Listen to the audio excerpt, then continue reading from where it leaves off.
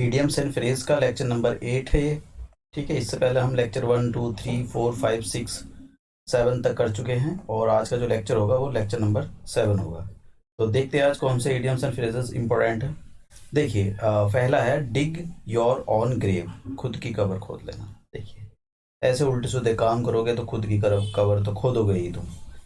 तो मतलब किसी अपने खुद की कबर खोद लेना, इसका मतलब डिग योर ऑन ग्रेव, खुद की कबर खोद लेना। ठीक है, she dug her on grave when she made fun of the boss, मतलब उसने खुद की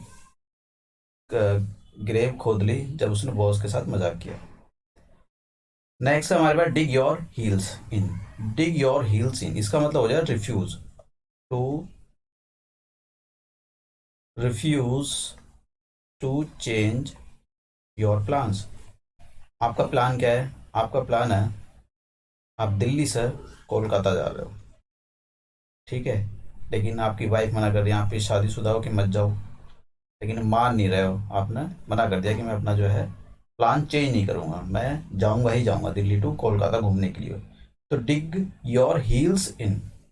ठीक है, एग्जाम्पल इसका देखते हैं। A number of the councils have dug their heels in over the government's request to reduce the spending. ये स्पेंडिंग है यहाँ पर, ये अलग अलग हो गया, स्पेंडिंग लिखा हुआ है। इसका मतलब ये हुआ कि जो काउंसिल है, काउंसिल गवर्नमेंट कह रही है कि अपना एक्सपेंडिचर कम कर लो कम कर लो, लेकिन उसके जो काउंसिल के मेंबर है वो मना कर रहे हैं, नहीं नहीं हम नहीं करेंगे ये काउंसिल, ये जो एक्सपेंडिचर है हम उसको चेंज नहीं करेंगे, कम नहीं करेंगे मतलब। तो आपके पिताजी कहते हैं स्कूल जाओ, आप मना कर रहे हो नहीं मैं जाऊँगा, मतलब आपका प्लान घर रुकने का है। ठीक है, आपके पिताजी कह रहे हैं आपको स्कूल जाओ, तो आपने मना कर दिया मैं नहीं जाऊँगा।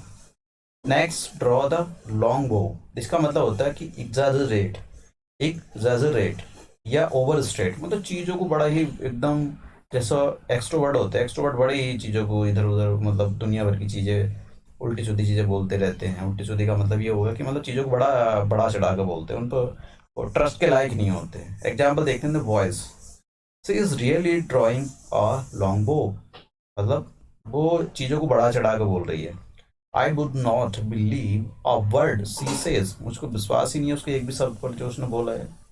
नेक्स्ट देखिए, ये और काफ़ी बार आपके एग्जाम आया हुआ है ये वाला, डाई इन द डार्कनेस। देखिए, ठीक है, इसका मतलब ये हो जाता है कि जब आप अपना, सपोज करो, मैं एक ऐसा एग्जांपल ले लेता हूँ जैसे कि Pandit Jawaharlal Nehru, first prime minister of the India, वो क्या काम कर रहे थे, अपने कार्यकाल में मर गए थे।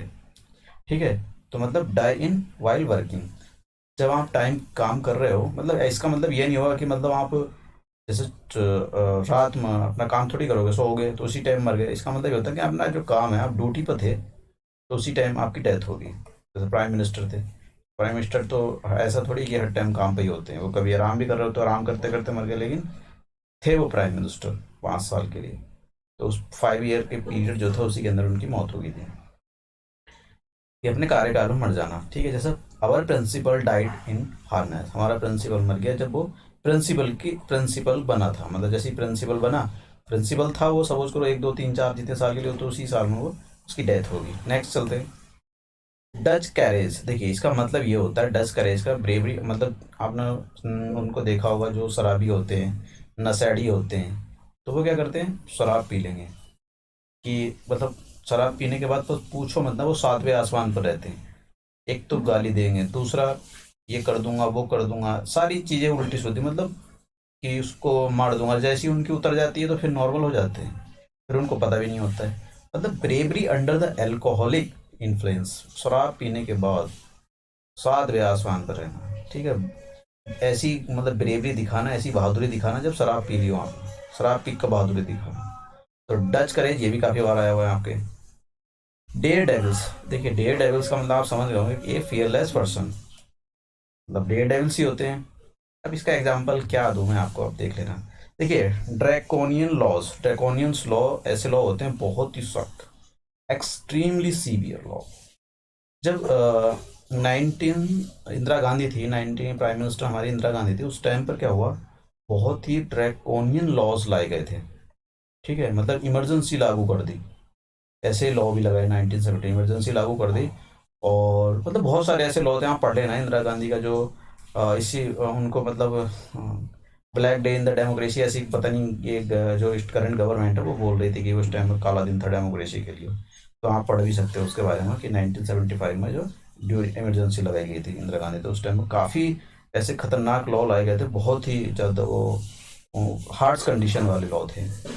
डाई हार्ड का मतलब होता है परसिस्टेंट इन स्ट्रगल, मतलब किसी भी चीज़ में परसिस्टेंट होता है, परसिस्टेंट इन स्ट्रगल। आप स्ट्रगल कर रहे हो तो आपको परसिस्टेंट होना। आप सपोज करो यूपीएससी के लिए तैयारी कर रहे हो, यूपी पीसीएस के लिए तैयारी कर रहे हो, आप यूपी सॉरी एसएससी छोटे एग्जाम के लिए तैयारी कर रहे हो, बैंक पीओ के लिए तैयारी कर रहे हो, लेकिन आपका 1 साल में 2 साल में सिलेक्शन नहीं हुआ, लेकिन आप डटे हुए हो कि मुझको लेना ही लेना है सिलेक्शन उसके अंदर। ठीक है, तो डाई हार्ड, परसिस्टेंट रहना, बने रहना, कंटिन्यू टू एग्जिस्ट, बहुत टाइम से बने रहना। कोई विचारधारा भी हो सकती है जो बहुत टाइम से बनी हुई है। ठीक है, तो एग्जाम्पल क्या है इसका, he is a die hard person. देखिए डाई हार्ड पर्सन है, बहुत ही स्ट्रगल में परसिस्टेंट रहता है वो, मतलब बना हुआ रहता है वो, कभी डरता नहीं है। And will not easily surrender, वो इतनी आसानी से सरेंडर नहीं करता अपने आप को। नेक्स्ट देखिए, डम स्क्वीप। डम स्क्वीप का मतलब होता है ऊंची दुकान फीका पकवानी, मतलब ऐसी बड़ाई मारना है एकदम कि मतलब निकला ना कुछ भी।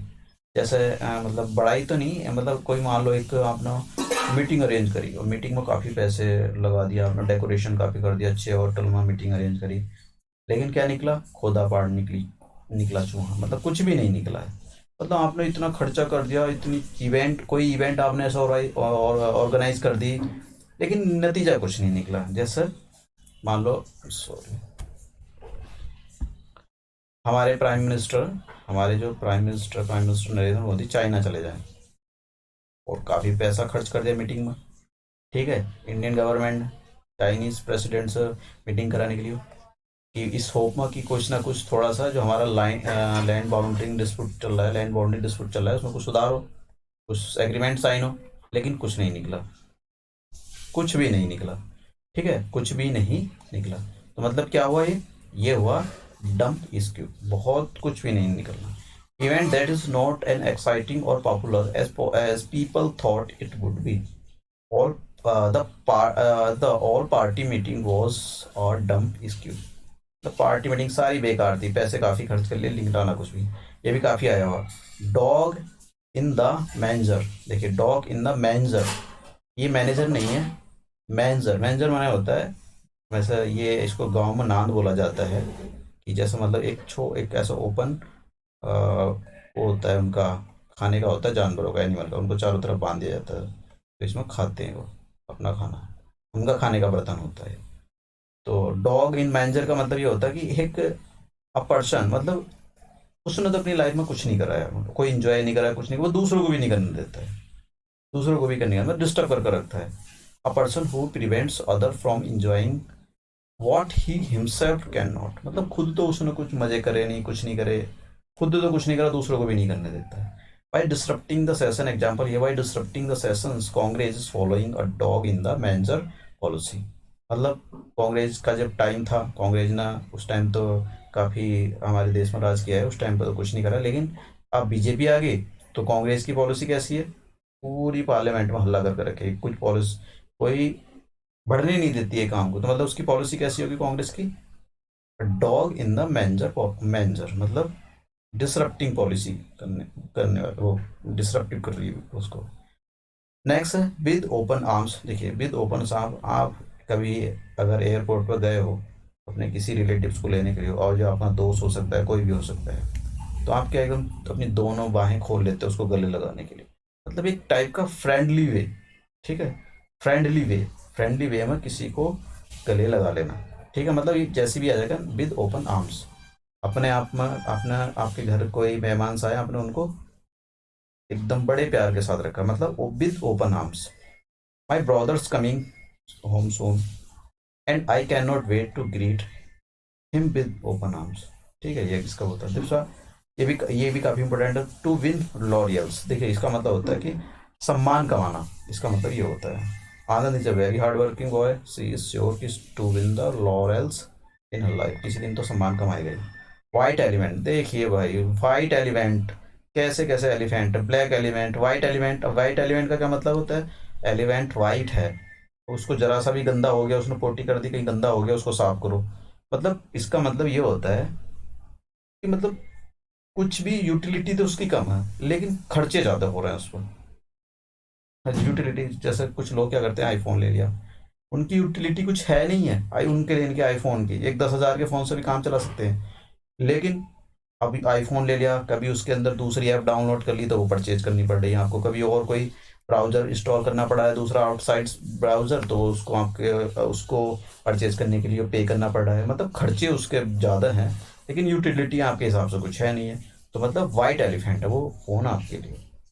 ठीक है, पब्लिक सेक्टर एग्जाम्पल क्या, पब्लिक सेक्टर अंडरटेकिंग्स जो हमारी गवर्नमेंट की पब्लिक सेक्टर अंडरटेकिंग है, जैसे BSNL, MTNL, ये क्या है, इन्होंने क्या है पूरा एक, कोई प्रॉफिट जनरेट करके नहीं दे रही गवर्नमेंट ऑफ इंडिया को, बस इतना इतना और है कि यहाँ के इनके जो एम्प्लॉयज़ है उनको गवर्नमेंट अपने मतलब गवर्नमेंट जो है टैक्स का पैसा देती है सैलरी के लिए। तो ऐसे पब्लिक अंडरटेक्स टेकिंग जो है वो क्या है, वाइट एलिमेंट है, कोई प्रॉफिट नहीं दे रही, कोई यूटिलिटी नहीं, बस खर्चा हो रहा है इन पर। Next, window shopping. आय हाय, विंडो शॉपिंग तो आज में बहुत हो रही है, आपने देखा होगा इस टाइम बिग बिलियन की डील निकली हुई है फ्लिपकार्ट में, हालांकि वो खत्म होगी, तो क्या कर रहे हैं लोग, देखते रहेंगे, खोलेंगे एकदम फ्लिपकार्ट एक दे, अच्छा ये अच्छी जींस, अच्छा ये अच्छा टॉप है, अच्छा ये अच्छी साड़ी है, अच्छा ये है। तो मतलब विंडो शॉपिंग करना, दूर से ही देख कर शॉपिंग कर लेना, ठीक है, खरीदना नहीं, बस देखते रहना, यार मैं इसको करूँगा। हालांकि विंडो शॉपिंग भी जरूरी होती है, देखना जरूरी होता है, तभी तो लोगे आप सामान। ठीक है, तो मतलब शॉपिंग ना करना, बस देखते देखते रहना चीज़ों को। Window shopping on the internet service, oh sorry, window shopping on the internet involves less wear and tear on your shoes। मतलब वो जो इंटरनेट पे जो आप शूज़ देखते हो तो उसके अंदर कोई पहन के थोड़ी देखता है, बस साइज वाइज देख लेते हैं कि अच्छा ठीक है, ये सब कुछ ठीक है, किस मटेरियल का तैयार है, क्या है, कुछ वो देख लेंगे, लेकिन एक्चुअली पैर में डाल कर नहीं देखा जाता है उसको। ठीक है, तो writing on the walls, I hi, writing on the walls, देखिए, राइटिंग ऑन द वॉल्स का मतलब किसी खतरे का निशान। आप ना, खतरे का, राइटिंग ऑन वॉल का मतलब होता है किसी भी खतरे का निशान। ठीक है, अनप्लीजेंट फेट हो सकता है यार। नेक्स्ट नेक्स्ट, हाँ नेक्स्ट नहीं है, बस यही था हमारे पास। तो ये था हमारा आज का लेक्चर, अब मिलते हैं नेक्स्ट लेक्चर में। Okay, thank you.